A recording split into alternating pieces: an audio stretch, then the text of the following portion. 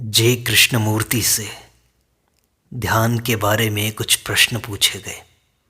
उनसे पूछा गया कि ध्यान क्या है। तब जे कृष्णमूर्ति ने कहा, ध्यान का उद्देश्य क्या है और आप ध्यान को किस अर्थ में लेते हैं। मुझे मालूम नहीं कि आपने कभी ध्यान किया है क्या। अतः आइए यह पता लगाने के लिए साथ साथ प्रयोग करें कि सच्चे अर्थों में ध्यान क्या है। आप इस बारे में केवल मेरे कथन को ही ना सुने, अपितु हमें साथ साथ अन्वेषण तथा अनुभव करना है कि सत्य ही ध्यान में होता क्या है। क्योंकि ध्यान महत्वपूर्ण है कि नहीं। यदि आप नहीं जानते कि सम्यक ध्यान, सही ध्यान क्या है, तो स्वयं का ज्ञान नहीं हो सकता है और बिना स्वयं को जाने ध्यान का कोई मतलब नहीं है। किसी कोने में बैठकर या किसी बगीचे में या गली में इधर उधर टहलने और ध्यान करने की कोशिश करने का कोई अर्थ नहीं है। यह एक खास निजी किस्म की एकाग्रता तक तो ले जाता है, जो एक को पृथक करके बाकी का बहिष्कार करता है। आप लोगों में कुछ ने इन सब विधियों को निश्चित ही आजमा कर देखा होगा। अर्थात आप किसी विशिष्ट विषय पर एकाग्रता साधते हैं। जब आपका मन यहाँ वहाँ भटक रहा होता है तो उसे एकाग्र हो जाने के लिए मजबूर करने की कोशिश करते हैं, और जब यह बात बनती नहीं है तो आप प्रार्थना कर लेते हैं। यदि हम वास्तव में जानना चाहते हैं कि सम्यक ध्यान क्या है, तो हमें यह मालूम कर लेना होगा कि वे मिथ्या क्रियाएं क्या क्या हैं जिन्हें हम ध्यान कहते हैं। निश्चित ही एकाग्रता ध्यान नहीं है, क्योंकि यदि आप निरीक्षण करें तो एकाग्रता की प्रक्रिया में एक को विलग करके शेष का बहिष्कार किया जाता है, और इसलिए इसमें भटकाव है। आप किसी चीज़ पर एकाग्र होने की कोशिश करते हैं, वह आपका मन किसी और चीज़ में भटकने लगता है और किसी एक विषय पर केंद्रित हो जाने की लड़ाई निरंतर चला करती है, जबकि मन साफ मना कर देता है और फिर भटकने लगता है। और इस तरह एकाग्र होने के प्रयास में, एकाग्रता सीखने में, जिसे गलती से हम ध्यान कह देते हैं, सालों बिता देते हैं। फिर एक और बात, प्रार्थना का तो प्रश्न ही नहीं आता। स्पष्ट है, माना कि प्रार्थना परिणाम तो देती है, अन्यथा लाखों लोग प्रार्थना नहीं करते। प्रार्थना में कुछ विशेष शब्द समूहों को लगातार दोहराकर मन को शांत बना लिया जाता है। मन शांत तो हो जाता है और उस शांति में कुछ संकेत, कुछ अनुभूतियाँ, कुछ प्रत्युत्तर प्राप्त होते हैं। पर है यह अब भी मन की युक्ति का ही एक भाग, क्योंकि एक प्रकार के सम्मोहन से आप मन को एकदम शांत बना सकते हैं, और उस शांति में कुछ प्रछन्न छिपे हुए उत्तर प्रकट होते हैं, जो अचेतन से तथा चेतन मन के बाहर से आते हैं। लेकिन यह अभी भी एक ऐसी अवस्था ही है जिसमें बोध नहीं है, समझ नहीं है, और ध्यान, पूजा, भक्ति भी नहीं है। चाहे वह भक्ति भाव किसी चित्र के प्रति हो या फिर किसी सिद्धांत के प्रति, क्योंकि मन की बनाई चीज़ें भी मूर्ति पूजा के दायरे में ही आती हैं। हो सकता है कोई व्यक्ति किसी मूर्ति को न पूजता हो, इसे मूढ़ता और अंधविश्वास पूर्ण बुत परस्ती मानता हो, लेकिन वह भी ज़्यादातर लोगों की तरह मन की बनाई चीज़ों की पूजा तो करता ही है, तो यह भी तो मूर्ति पूजा ही हुई। अतः किसी चित्र या धारणा या किसी गुरु महात्मा के प्रति भक्तिपूर्ण होना, समर्पित होना ध्यान नहीं है। प्रत्यक्षतः यह स्वयं से पलायन का एक ही रूप है। यह बड़ा विश्रामदायक पलायन है, पर पलायन तो है ही। सदाचारी बनने के लिए निरंतर प्रयत्न करना, भली भांति अपनी जांच परख तथा अनुशासन के माध्यम से सद्गुणों की प्राप्ति करते रहना भी ध्यान नहीं है। हम में से अधिकतर लोग इन प्रक्रियाओं में उलझे हुए हैं, और चूंकि इनसे हमें स्वयं का बोध नहीं होता, अपने बारे में समझ नहीं प्राप्त होती है, ये भी सही ध्यान का तरीका नहीं है। खुद को समझे बिना आपके पास आखिर सम्यक विचार का, सही सोच का आधार ही क्या है? उस समझ के बिना आप जो कर लेंगे वह इतना ही होगा कि आप अपने संस्कारों के प्रत्युत्तर का, उनकी पृष्ठभूमि का अनुसरण करने लगेंगे, और ऐसे संस्कार ग्रस्त प्रत्युत्तर ध्यान नहीं है, लेकिन इन प्रत्युत्तरों, इन प्रतिक्रियाओं के प्रति सजग होना, ताकि स्वयं की हलचलें, स्वयं के रंग ढंग पूरी तरह से समझ में आ जाएं। यही तरीका सही ध्यान का तरीका है। जीवन से पीछे हट जाना ध्यान नहीं है। ध्यान अपने आप को समझने की एक प्रक्रिया है। और जब कोई अपने आप को केवल चेतन स्तर पर नहीं, अपितु भीतर के सभी प्रच्छन्न स्तरों पर समझना शुरू करता है, तब शांति का आगमन होता है। जिस मन को ध्यान करके, बाध्य करके, अनुसरण करके स्थिर किया जाता है, वह मन स्थिर नहीं होता है।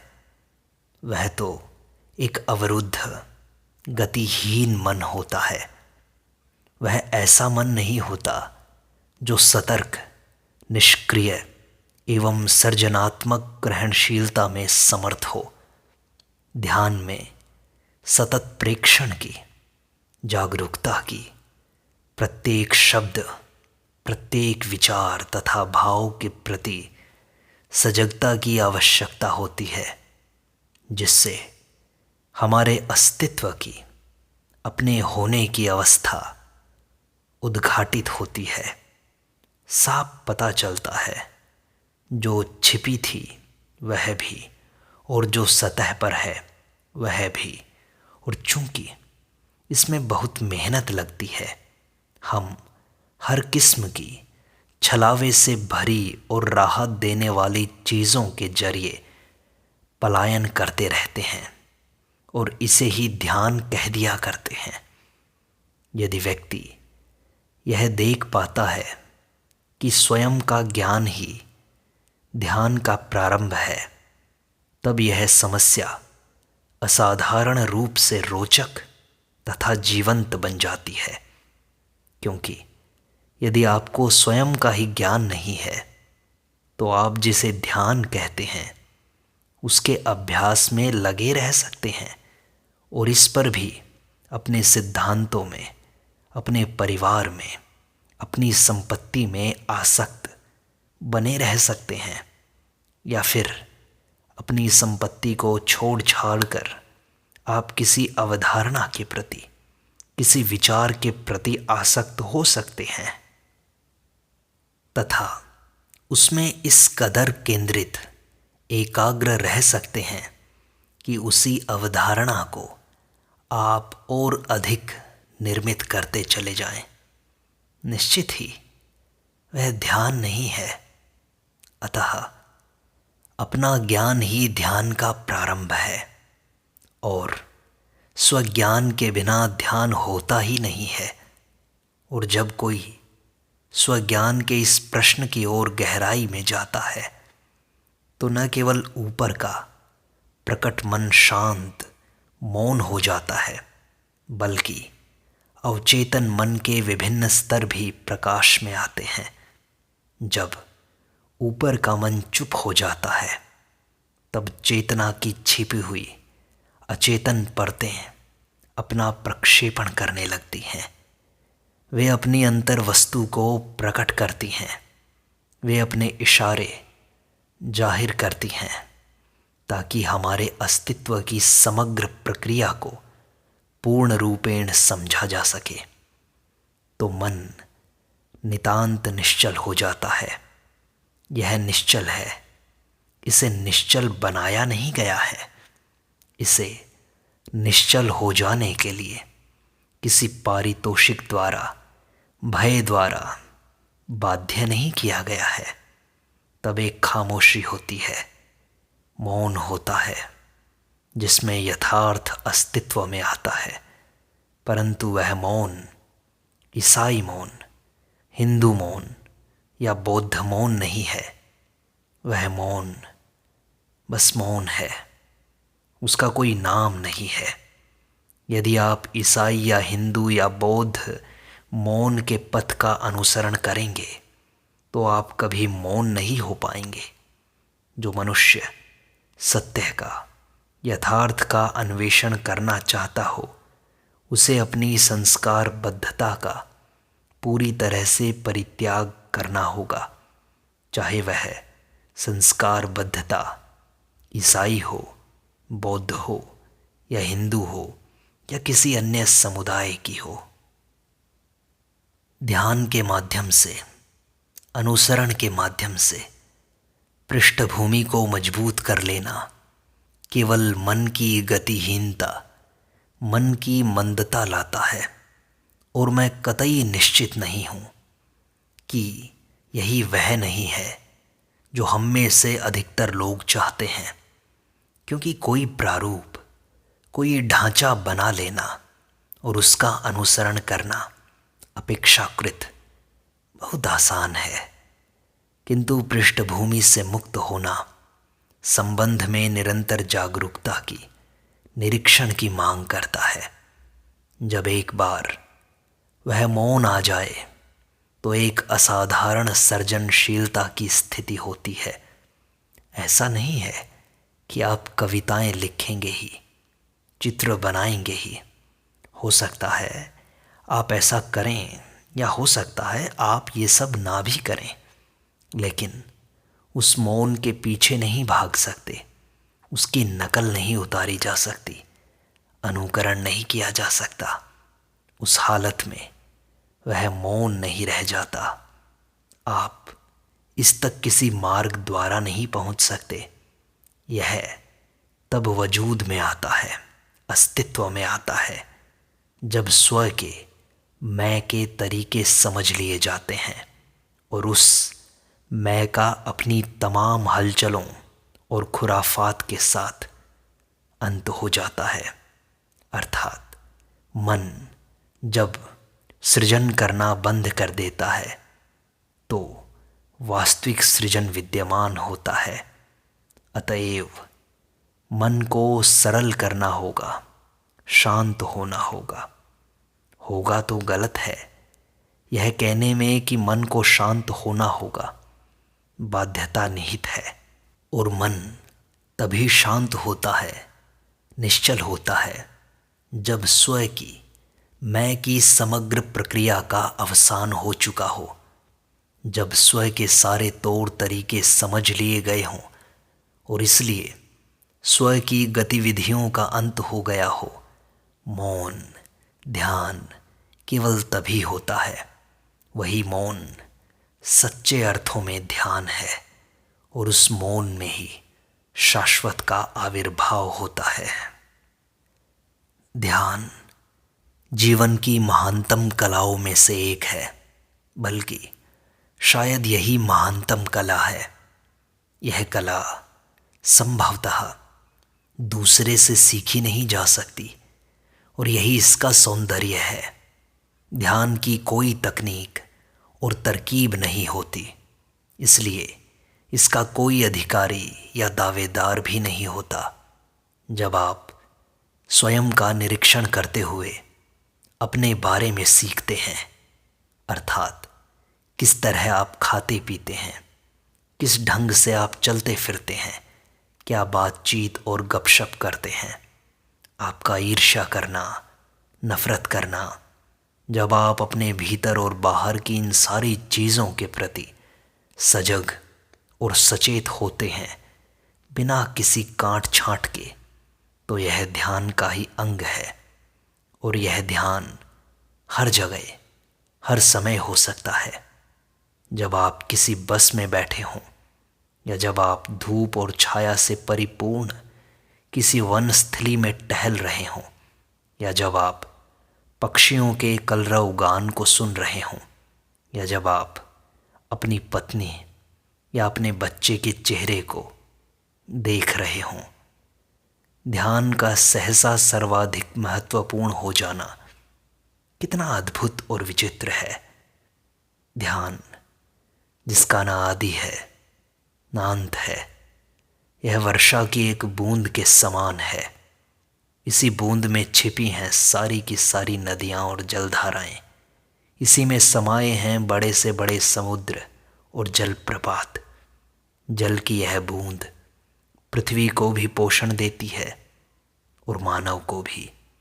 इसके बिना तो यह धरती रेगिस्तान बन जाती। ध्यान के बिना हमारा हृदय भी ऊसर बंजर और मरुस्थल हो जाता है। ध्यान का अर्थ यह पता लगाना है कि अपनी सारी गतिविधियों और अपने सारे अनुभवों समेत मस्तिष्क क्या पूर्णतः शांत हो सकता है।